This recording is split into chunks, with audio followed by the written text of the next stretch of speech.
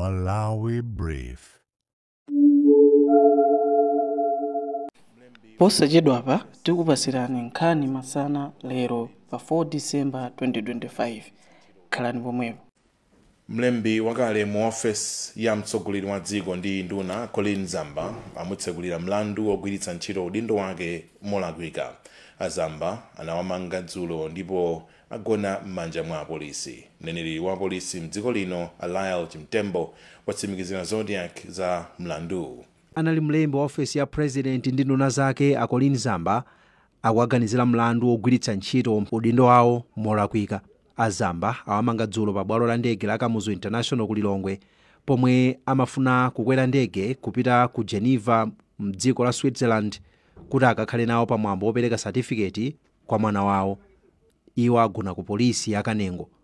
Mneneri wa polisi mdziko lino Lyle Chimtembo watiuza kuti apolisiwa akutsiriza zina ndi zina asanatengere Azambawo ku bwalo komwe akafotokoze tsatanetsatane wa mlandu wawo. Mama uno ndoti alembedwa statement imene timatchula kuti caution statement. Akamaliza kulembedwa statement iyo atengeredwa ku koti kuti akauzidwe mlandu umene akupatsidwa. Mlandu umene akupatsidwa ndi wa abuse of office contrary to section 95 subsection 3 ya malamulo a penal code. Zambiri muzimva pa charge sheet imene apatsidwe. Mu October 2021 President Chakwera anasankha Azamba kukhala mkulu wa Presidential Delivery Unit komanso mlangizi wa president pa nkhani za chitukuko.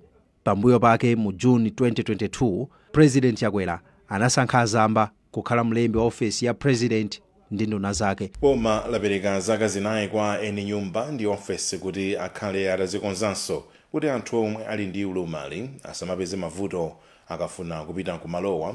Nduna yoona za chisamaliro cha anthu Mary Navicha yanena izi kuembangweni kumzimba pakutha pa mwezi wokumbukira za anthu aulumali. Nduna yoona kuti pasamakhale kusiyana pakati pa amayi ndi abambo Mary Navicha ati boma likudziwa mavuto omwe anthu aulumali akukumana nawo kuti afikire nyumba zina komanso malo ena chifukwa sanawaganizire powamanga. Navicha ati anthu omwe ali ndi ulumali akukumana ndi mavuto ambiri kuti afikire ndi kupeza zinthu zofunikira ku maofesi a boma, ku mabanki, zipatala komanso misika chifukwa zambiri sizinamangidwe mowaganizira. Iwo ati zizachititsa kuti boma lipereke mpaka 2029 kuti eni nyumbazi, maofesi ndi zina akhale atakonzanso kuti zizitha kufikiridwa mosavuta ndi anthu omwe ali ndi ulumali. Tionetsetse kuti anzathu aulumali akhale ni mwayi olowa mu zipinda zimene zimamangidwa zothandiza anthu kapena kuti ma public infrastructures like mwina zipatala, misika, mabanki, maskulu, ngakhale maofesi. Navicha anena izi pazochitika zotsekera mwezi wokumbukira anthu aulumali zomwe zinachitikira m'boma la Mzimba. Mawu ake wapampando wa khonsolo ya Fedoma Amapopa Shawa ati ali ndi chikhulupiriro kuti zinthu zisintha pomwe boma lasayinira migwirizano ndi maiko ena yoti yitha kuthandiza anthu olumala. Boma lapanga zambiri poyesetsa pofunafuna kuti mioyo ya anthu aulumali isinthe. Dziko la Malawi latseka mwezi oganizira anthu olumala pa zochitika zomwe zinaliko lero m'boma la Mzimba. Tikadali pa nkhani za zomangamanga boma lati likuyembekezeka kuti mitengo ya simenti kupezeka kwake zikhazikika mdziko lino potsatira kukhazikitsidwa kwa factory yopanga simenti ya Ng'onga ku Balaka yomwe eni yake ndi akampani ya Portland Cement Limited.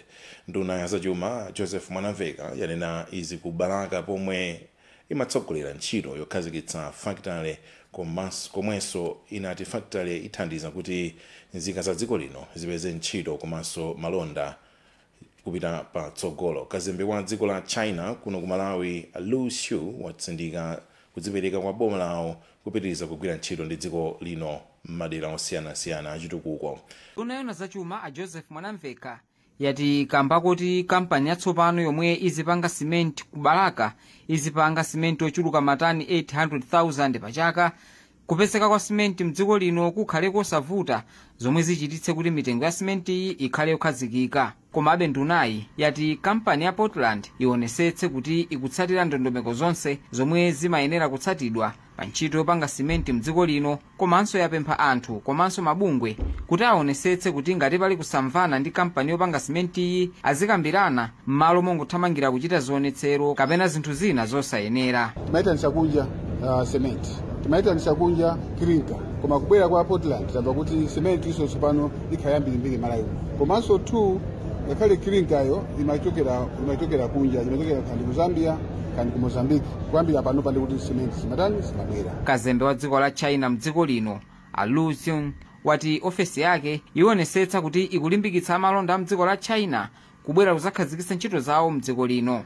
A Simon Msefula omwe ndi wapampando wa bodi ya Portland Cement Malawi anati fakitale yatsopanoyi yabweretsa pa matani 1.1 miliyoni omwe kampani zipanga pachaka mdziko lino zomwe zithandize kuti simenti azipezeka mosavuta. Simenti ikakhala kuti tsopano ijeni ikupezeka yokwanira ndithu paliponse, no shortage, zonena kuti speculative pricing sikhala koswika because simenti ikhala ili mbwembwe. Malawi akuti pachaka imagwiritsa ntchito simenti olemera matani 950,000.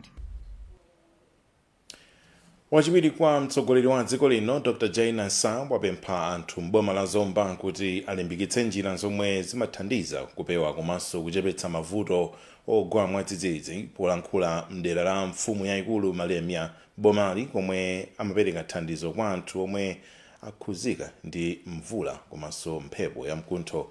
Dr. Nsa anati pomwe boma likupereka thandizoli, njira zopewera komanso kuchepetsera mavuto ogwa mwadzidzidzi zikuyenera kuyendera limodzi. Wachiwiri kwa mtsogoleri wa dziko lino Dr. Jaina Nsa atsimikizira anthu okhala m'boma la Zomba kuti boma liyesesa kuti ngati agweredwa thandizo liyapeze mwachangu komanso likhale loyenera.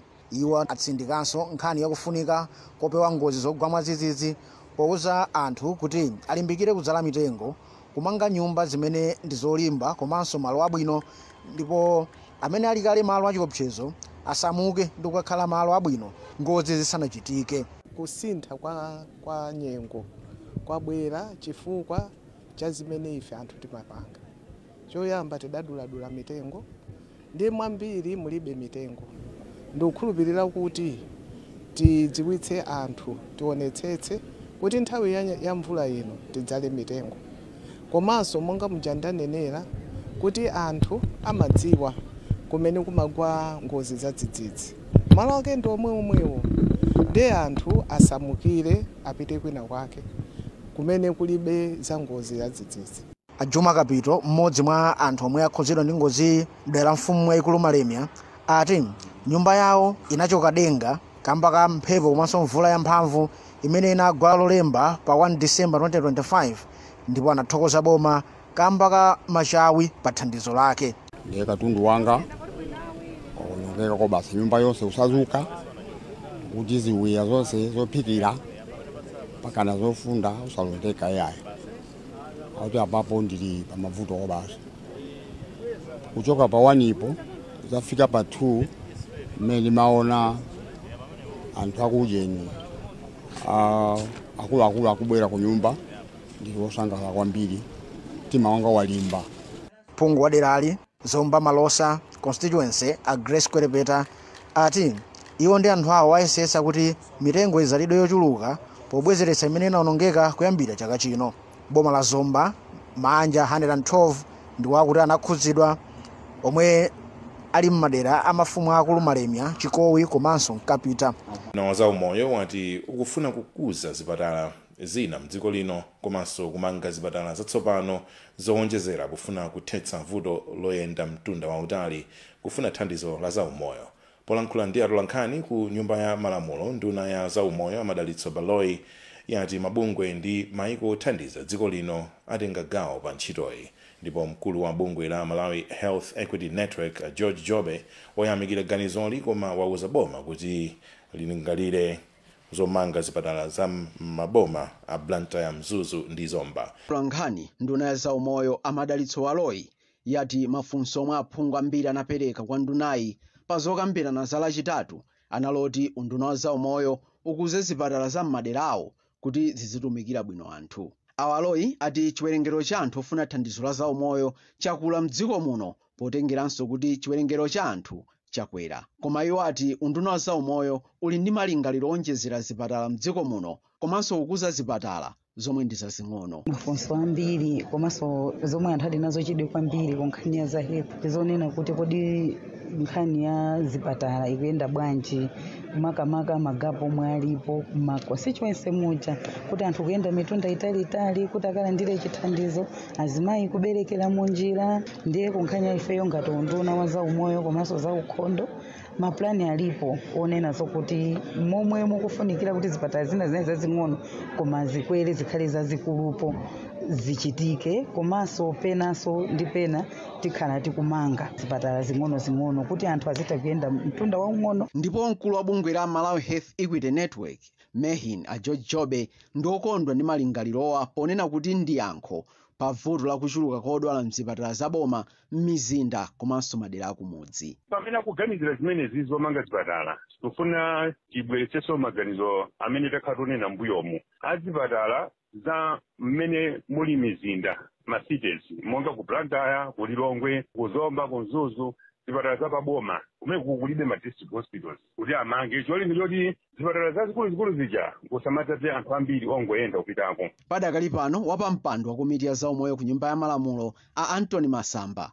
wati iyi ndi nkhani yabwino maka pomwe mabungwe othandiza dziko lino pa zaumoyo achepetsa thandizo lawo. Anthu 135 omwe ali ndi vuto la zotupa pa khungu ndi zina zotero mboma la Nkata Bay akuyembekezeka kulandira thandizo la operation ku chipatala chachikulu mbomali mwaulere kuyambira pa 30 Novemba mpaka pa 4 December. Izi zikuchitika mothandizidwa ndi bungwe la Islamic Health Association of Malawi IHAM. Mmodzi mwa akatswiri a ntchitoyi mbungwe la akatswiri la Physicians Across the Continent FAC Jamal Harisha wati ali ndi chikhulupiriro kuti achita operation anthu ochuluka pa nthawi. Muzamaphunziro bungwe la Camfed lati ndikofunika kulimbikitsa maphunziro apamwamba msukulu za primary kuti ophunzira adzipeza maphunziro abwino. Mkulu wa bungweli a Susan Silika wanena izi pa mwambo opereka madesk pa skulu ya primary ya Kazire ku Lilongwe komwe adapeza kuti kulibe madesk atayenderanso koyamba. Ndipo mphunzitsi wamkulu pa skuluyi Isaac Kalusa wati izi zipangitsa kuti ana ambiri ayambe kubwera ku skuluyi komanso azikhonza mklasi makamaka atsikana. Campaign for Female Education Camfed lapereka thandizo la madesiki kudzera ndondomeko ya unduna wa zamaphunziro yotchedwa Malawi Reform Program. Mkulu wa bungweli a Susan Silika wati bungwe lawo limaonetsetsa kuti ophunzira akupeza maphunziro abwino. Titabwera kuzayendera kuti program imene ikuyenda bwanji tinapezeka kuti pa sikulu pano anadandaula kuti analibe madeski ana onse akamaphunzira amakhala pansi. So tumene tinabwera ndi abwana athu a Global CEO ndiye anatifotokozera kuti anakhuzika kwambiri ndi zimene zindananena kuti chaka chino chisanathe tiwina tibwererenso kuno tizawapase madeski. Mphunzitsi wamkulu pa sukulu ya Kazire a Isaac Kalusa wati ophunzira pa sukuluyi akukhala pansi kamba kosowa madesiki. Iwo ati chikhazikitsireni adalandirako madesiki kamodzi omwe pano adawonongeka. Kotero kuti ine chikolo changa choona kuti chiwerengero chikwera ife ngakhale atsikana ena amene anasiya sukulu chifukwa chochita manyazi kukhala pansi abweranso. Koti ndi kuti sukuluyi chiwerengero chikwera kwambiri. Mkulu ona zamaphunziro aku primary ku nduna za maphunziro a Grace Milner wati masukulu ambiri aku primary dziko lino alibe madesiki ophunzirirapo. Madesiki amenewa athandiza kwambiri even kutukula maphunziro pano pa Kazire Primary School. Chifukwa masukulu ambiri m'Malawi muno alibe madeski. Nde akamfedi momwe atipatsa madeski pa sukulu pano makalasi onse kuyambira standard 1 to 8. Tikuona kuti zimene zithandizira kutukula maphunziro pa sukulu pano. Sukulu ya Kazire ili ndi ophunzira 1500. Tsopano tioneko nkhani za masewero. Bungwe loyang'anira osewera mpira wa miyendo akale la Football Legends Association FLA latsogolera Malawi popereka ulemu wotsiriza kwa osewera mpira wakale wa dziko lino Esau Kanyenda yemwe wamwalira lachiwiri ndi nthenda ya kansa ku United Kingdom pamwambowu akuluakulu aboma osewera mpira akale ndi anthu ena apereka ulemu wawo otsiriza poyala nkhata pa mabwalo a Bingu ku Lilongwe ndi Kamuzu ku Blantyre. Polankhula pamwambo wa ku Lilongwe wa mpando wa board ya FLA Jim Kaluwa wati bungwe lawo lataya membala okhulupirika pamene mphunzitsi